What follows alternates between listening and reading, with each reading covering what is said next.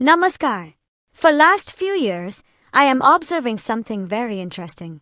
Wherever I go, whichever social media platform I open, whichever newspaper I read, whichever news channel I watch, almost every discussion begins with complaints.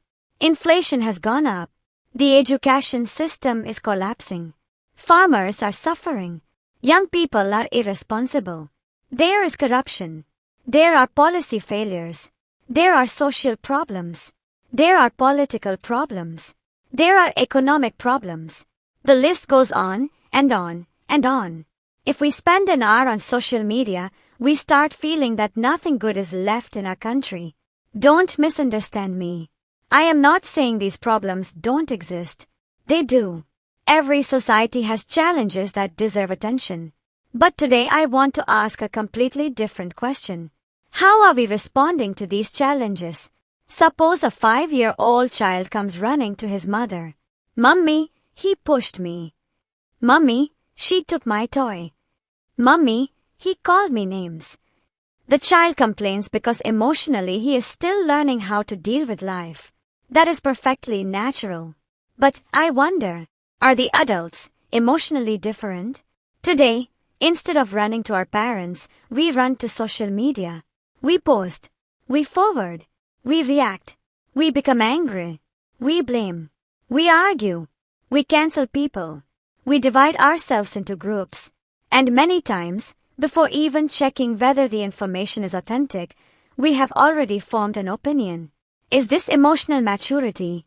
Or is it simply a grown-up version of childhood complaining? Let me ask you another question. How many news channels do you watch? 1, 2, 5. Have you ever noticed something fascinating? The same event is described in completely different ways. One channel says it is a great achievement. Another says it is a disaster. A third highlights only one aspect. A fourth ignores it completely. Then social media starts adding its own interpretations. By the end of the day, you no longer know what actually happened. Everybody is looking at the same event through different colored glasses. The real challenge is not choosing which color we like. The real challenge is removing the glasses altogether. Can we look at facts before emotions? Can we ask questions before reaching conclusions? Can we think before forwarding a message? That requires something more important than education. It requires emotional maturity. People ask, why are today's youngsters getting carried away so easily? Some blame Generation Z. Some blame parents. Some blame teachers. Some blame politicians. Some blame technology. Perhaps everyone has a point. But I have another question. Those who blame others, have they examined themselves? Are we emotionally mature? When we become angry on a social media post, when we fight with friends because of political differences, when we forward messages without verification, when we allow someone else to control our emotions, are we really mature than the younger generation? Or have we simply become older? Growing older and growing wiser are two different things. We grow physically. We grow financially. We accumulate degrees. We gain experience. We become experts in profession. But very few consciously grow emotionally. This is where we need an understanding of intelligence. Most people think intelligence is scoring high marks, or speaking fluent English, or earning a high salary. Intelligence is not limited to it. Intelligence has many dimensions.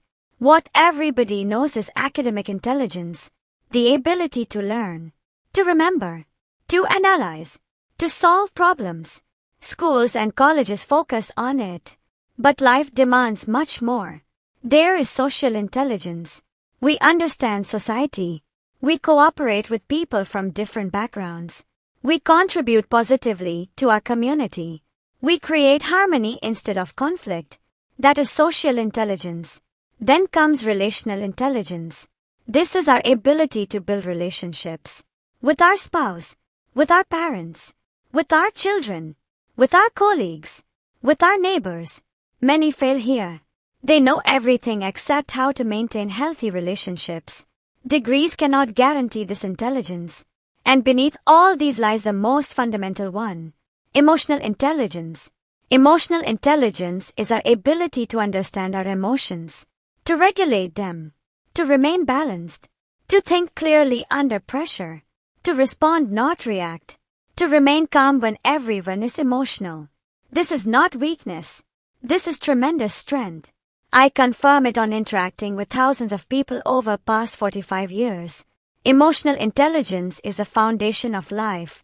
Without emotional balance, relations become unstable. Without stable relationships, society is divided. Without social harmony, political discussions turn in battles instead of dialogues. So if you ask, what is the biggest problem in society? My answer is, it is lack of emotional maturity. Imagine what would happen if every citizen developed emotional intelligence. People would verify information before reacting. Families would discuss instead of fighting. We would disagree without enmity. We would think independently instead of being emotionally manipulated. Political opinions would become thoughtful discussions, not personal attacks. Society itself begin to change. When we talk about changing the country, we begin by pointing fingers. We ask, what should the government do? What should society do? What should the younger generation do? We never ask, what should I improve in myself? Real change begins within, not with slogans, not with complaints, not with blame, but with self-awareness. I would like you to ask yourself just one question. How emotionally mature am I? Are my emotions manipulated with one social media post? Can a news headline destroy my peace? Can a rumor change my opinion? Or can my mind observe, question, verify, and only then conclude? If the answer is yes, congratulations, you are emotionally intelligent. If the answer is no, congratulations again.